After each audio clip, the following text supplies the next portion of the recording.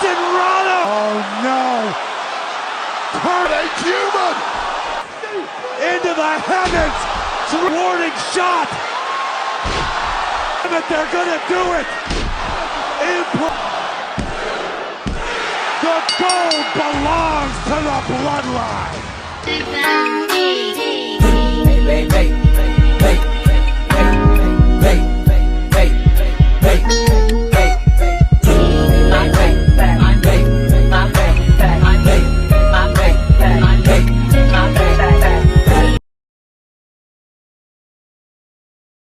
Hey, what's going on YouTube land? It's your boy TJ. Welcome to my YouTube channel, Wrestling Nostalgia, where I give my reviews on WWE shows and PLE events. And today we are going to be reviewing SmackDown, August 2nd, 2024. But before I get into my review, just go ahead and give that thumbs up a like. Helps push my video through the algorithm. Without further ado, let's go ahead and get into my review for SmackDown. So we open up SmackDown with Cody Rhodes. He comes out and he says, "What do you guys want to talk about?" So this is when he says that he want to talk about Solo Sikoa. Solo Sikoa comes out and then they have a discussion, and then he goes on to talk about, you know, WrestleMania and this, that, and the third, and being the champion and, you know, being the guy now. And this is when Solo Sikoa said, "You're done? Because all you're doing is wasting my time. Why am I out here?"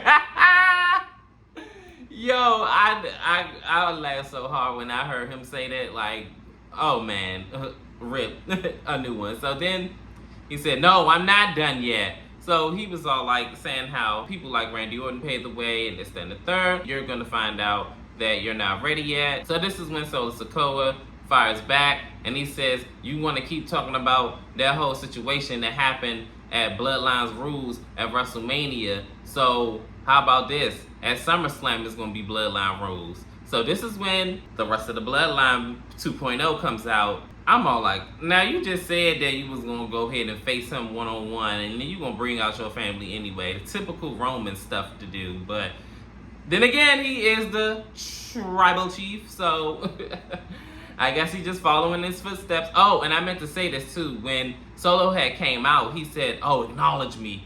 I'm like, child, you got this. You've been practicing for a long time for this, haven't you? You waited your whole life for this. So then Cody agrees and he says that, "I know I shouldn't be doing this, but hey, if you want a Bloodline Rules, let's do a Bloodline Rules." So they go back and forth. Cody says, since the tribal chief isn't here, I have to settle to beat his wannabe. And I said, "Ooh." So he drops the mic, and finally Cody with some edge. You know, he been showing this new side to him, and I'm not gonna lie, I got tired of him getting beat on, and he talking about some, "Bow! I see you at the PLE event." I'm like, bro, get in the field, get your lick back. What are you doing? But no, we're going to see Solo Sikoa versus Cody Rhodes for the WWE Undisputed Championship in a Bloodline Rules match. And we're going to see who's going to come out the better man. In this next matchup, it is Andrade versus Carmelo Hayes. They start off with a collar and elbow tie-up, and then they mix it up from there. Do a collar and elbow tie-up again, and then they chop each other. And then as they're going back and forth, they're like drop kicking each other and things like that. And then Carmelo Hayes gets out the ring. And the second half of the match, they're still going back and forth.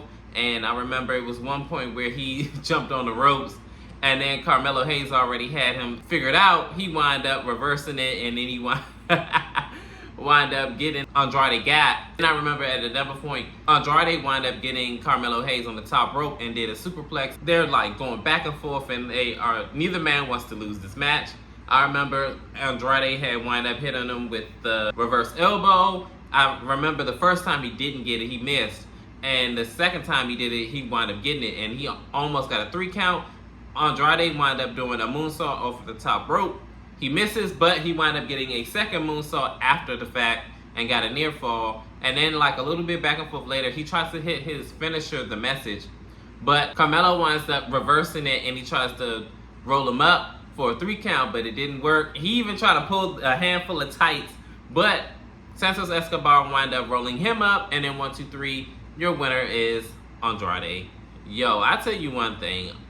I don't understand how you go from being a first round draft pick and now you kind of like And I'm not saying he's supposed to win every single match, but goodness gracious, what's going on with my man?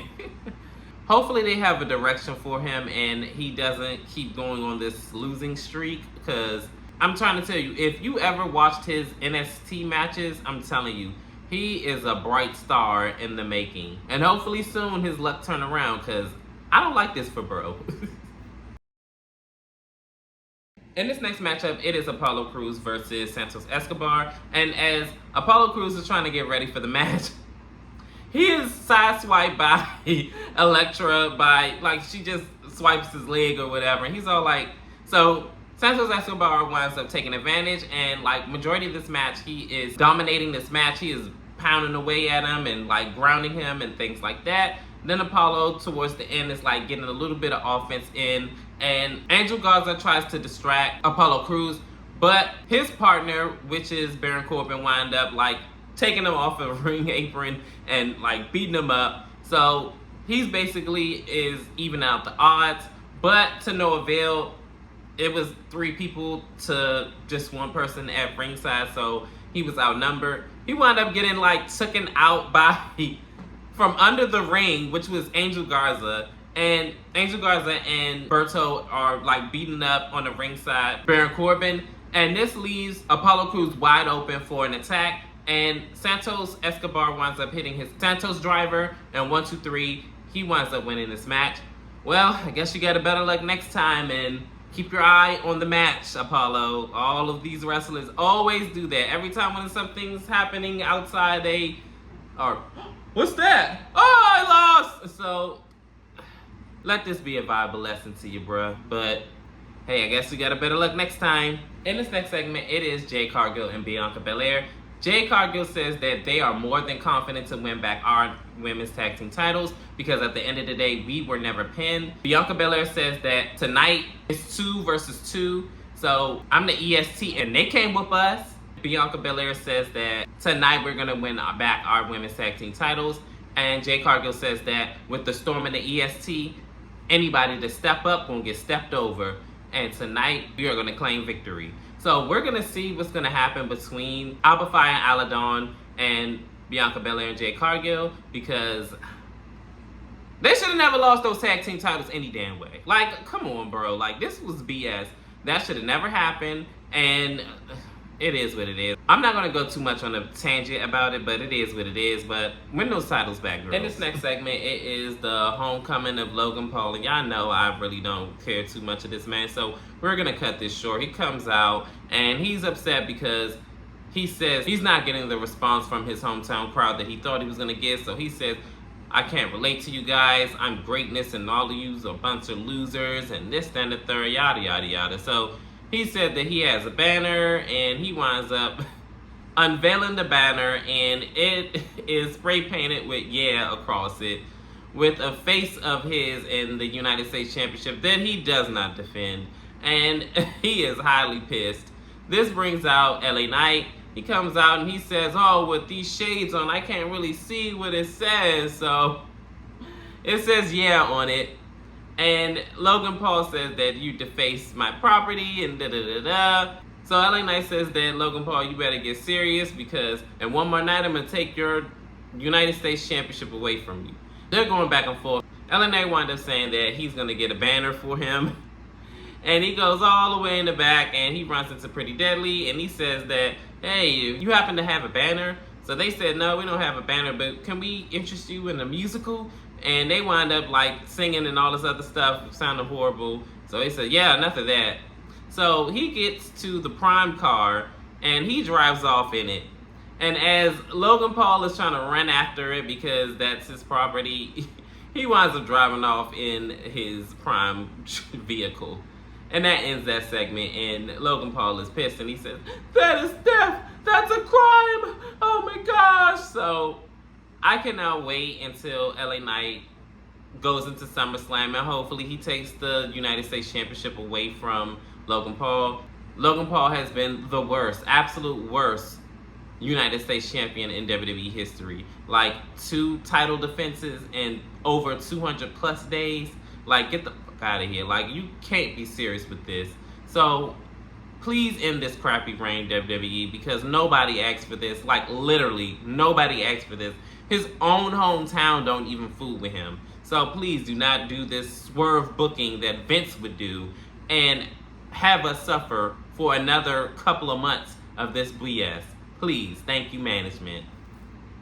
In this next matchup, it is a women's tag team championship match. It is Alba Fyre and Ala Dawn versus Bianca Belair and Jade Cargill. This match already starts off crazy, where Alba Fyre and Ala Dawn, the unholy union, tries to get the jump on Jade and Bianca, but they already see it coming, so they wind up fighting back. So it looked like it's going to be Jade and Ala fighting, but Alba Fyre end up getting the jump on Jade Cargill, and they're going back and forth, but Jade Cargill is holding her own. I remember at one point where Alba and Ala tried to do like a double team move, but Bianca came in for the save. And before we get into commercial break, Jade and Bianca were dominating the first half of the match, but then after we come back from commercial break, Jade and Bianca are like fighting up, or should I say Jade is fighting up, and towards the end of the match, it looked like Jade and Bianca were on the verge of winning back their women's tag team championships that they did not lose,